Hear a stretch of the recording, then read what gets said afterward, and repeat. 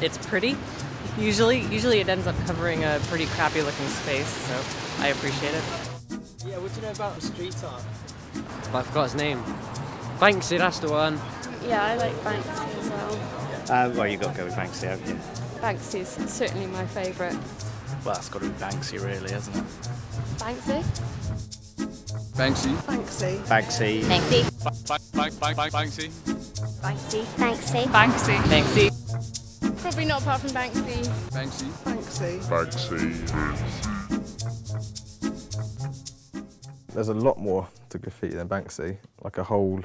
I think people don't realise that Banksy's not every graffiti artist in the world. Like, you can go to any town, any city across the world and you'll always see a tag or someone's put a little gesture somewhere. There's always graffiti somewhere. It's just that his name's obviously gone so far now that your gran knows who Banksy is. I mean, your parents, everyone knows who Banksy is. It's a household name, but there's so much more to it than that. Like, we paint in Bristol, and the amount of people that say, "Oh, you Banksy" and stuff, it's a case of, it seems quite close-minded in that sense that people don't realise that there's actually a scene out there, and people are still getting arrested and put in prison for it, and they're still getting sort of, yeah, put away and fined and community service, that sort of stuff. And these are young artists who are just trying to do their art. They're no different to Banksy in the sense of they've just got a different style or different thought process. It's not like they're actually just doing it to make some money. They're just doing it because it's, you know, it's what they do.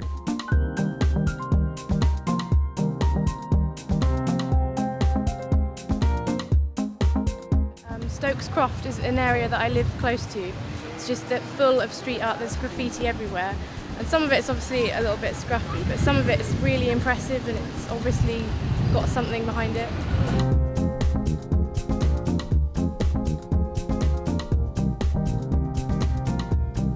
I think street art is not about art in a gallery. It's not street art anymore, and I'd rather walk around the city and see what there is in the streets, because there's a lot of good stuff to see without going to the gallery. Yeah, I'm Chaba, and this is Weapon of Choice Gallery, what me and Sam run, Hocon, and today we've got an exhibition with Jody. Hi, I'm Jody. This is my first solo show in 18 years. You know, I enjoy the kind of looseness and the creativity of aerosol art.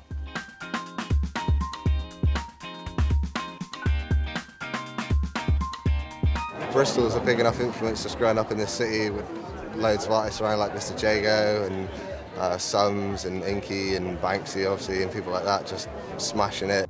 My name's Hacker. I've been writing graffiti for about 8 years in Bristol. But yeah, so the scene's good. It's a good wall scene, everyone gets along pretty well.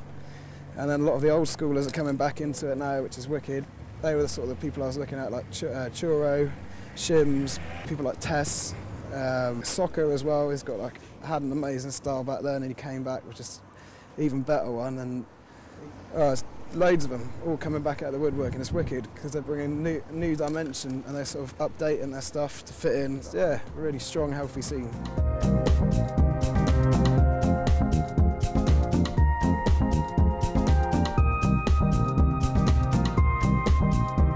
The RWA show was good. It was a good platform for me to stand. I was lucky enough to be allowed to go into it, and just had my own wall really, and got to show people there's more to me, because a lot of people just think I just do letters and stuff. Yeah, it was good for me because I sold a painting and finally put a bit of money back in my pocket after all these years of spending it doing stuff like this for free. But